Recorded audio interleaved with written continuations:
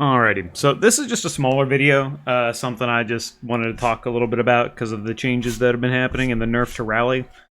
And I'm cooking up a video about solo queue Mythic Plus, but I'm taking a little more time on it to kind of get everything into perspective on it, so it'll be a little bit until that is going to be out. Might be shit. Who knows? We'll find out.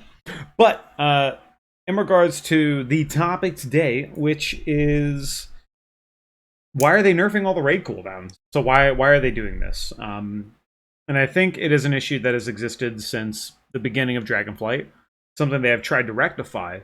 And they have both made changes of increasing player health and enemy damage by 25% twice, I believe. And now they're also going through and reworking a lot of healer stuff to make healers more, their general gameplay more impactful compared to just their AoE CDs. And now they've also been nerfing stuff like Rally, Barrier, Rewind, that kind of thing. So why are they doing this? And I think it's for the longevity of their design.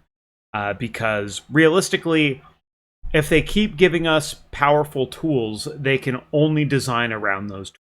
And now that these tools aren't nearly as strong, we don't have to deal, they're not going to have to design around it nearly as much. So what do I mean by that? So basically, right now, let's say this is our character. This is our character, and our character has 100 HP, right? Now, currently, when stacking extra health on top of damage reduction, you're not necessarily, let's say you popped a rally with Inspiring Presence, and you could be like, okay, well, I now have 120 HP. But with a 20% DR on that, you're not getting 140 HP.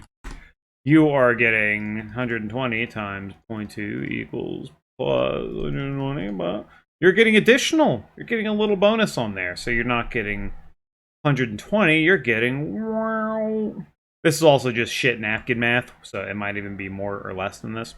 So you're now even getting 144. Oh, wow. So you're getting a whole extra 4% on there, even though these are just, let's say these are just 20%, right? 20% DR, 20% health. Because what you're really wanting to talk about is effective health. Like, these numbers might be wrong, but essentially, effective health is what's important.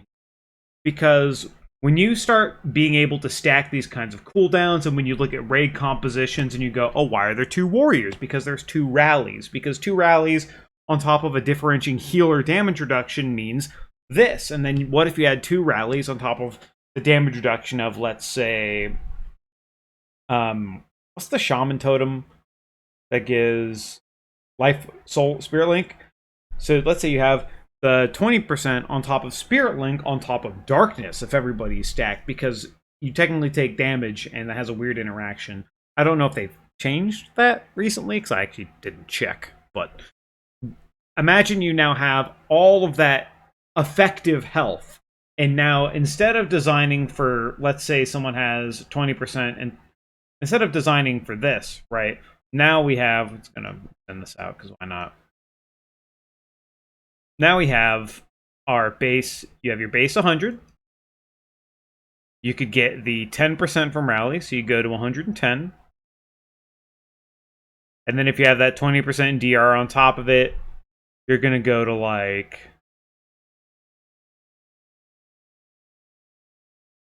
I don't know, 122, right? So this is just shit, like not real math, but it's just as an example.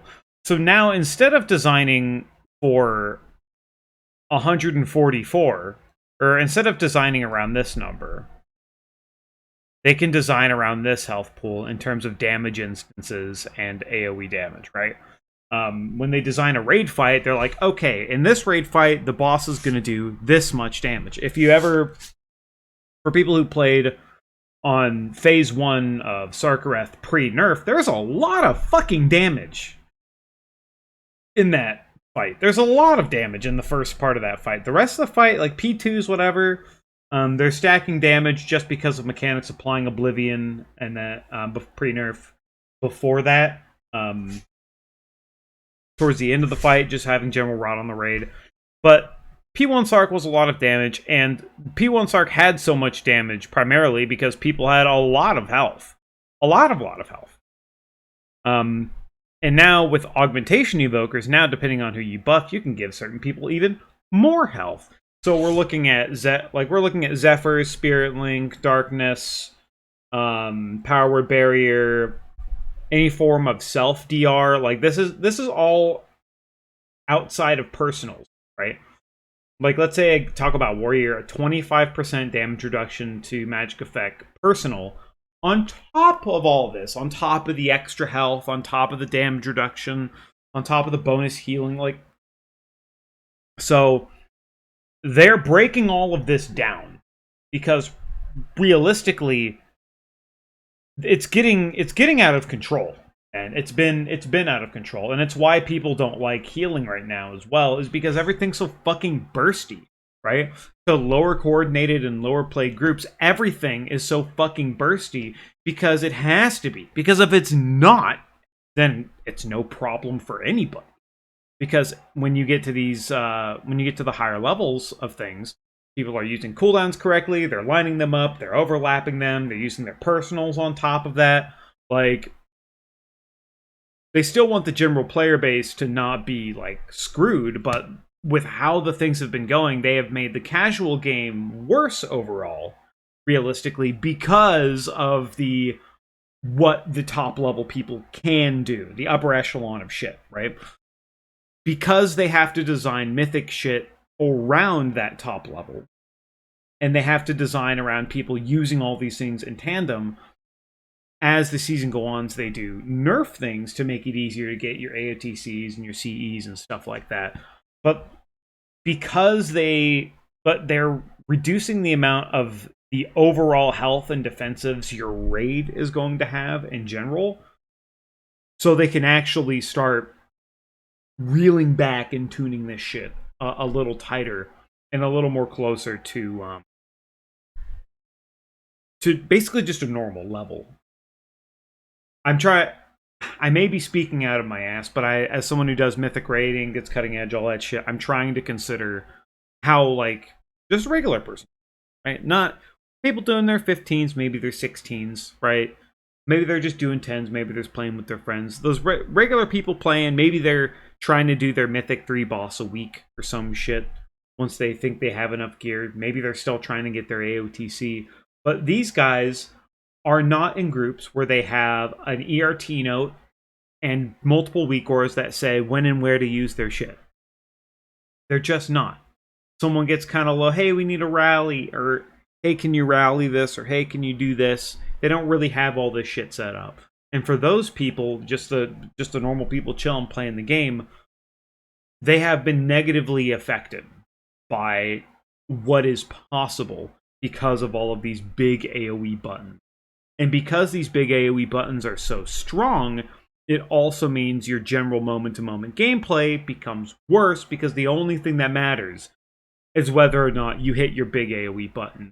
A couple of times when we have been killing Mythic Sark, I have forgotten to hit rally. Like 1 or 2 times, I forget to hit rally right before the last Glittering Surge in the first phase. And people have straight up, on top of the bombs exploding, Glittering Surge going off, the tank explosion going off, and then trying to clear their last stacks potentially through the beams, right? Through all of that, if they don't have that additional 20% health from rally, some people just die because I missed a single button. They didn't do anything wrong. It is because I missed a single button, because they have designed the damage of that encounter around all of that happening and you having the tools to deal with it. Now that our tools are being subdued, they can actually start designing a little differently. And this is probably why they've been adjusting healing and have been nerfing these AoE CDs. Because realistically, it's been getting out of control, right?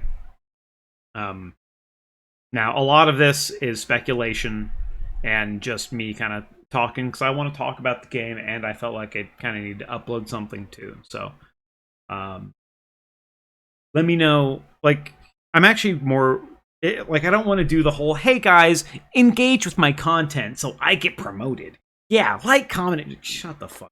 You know what I mean? Like, no, I don't give a shit about that, but I am curious because I do read comments that go through here about just the general populace on how they play. And realistically, maybe I'm not getting the general populace that view my videos because only people who are more invested actually watch these kinds of things.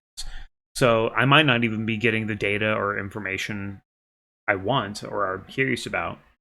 But yeah, just let me know if how you think this affects you as a player, depending on what level you're at, right? Because I don't think people who are still going for AOTC are necessarily. I mean, they're not obviously they're not the best players, but at the same time, if they're watching videos and they're trying to improve, that's a good thing. They're trying to get better. That's nothing to laugh at or joke at, right? But before I continue rambling, it's kind of all I really wanted to say. Just a general talk about these raid defensives and healer changes and stuff because I like talking about WoW. I find it interesting, and I think going forward they've been doing a pretty good job with the amount of changes. Hopefully, coming up, we're going to have more PTR changes coming up, so I can talk a bit more about those. But otherwise, I'm going to keep plugging along on that Mythic Plus video, or Solo Queue Mythic Plus thing that I have.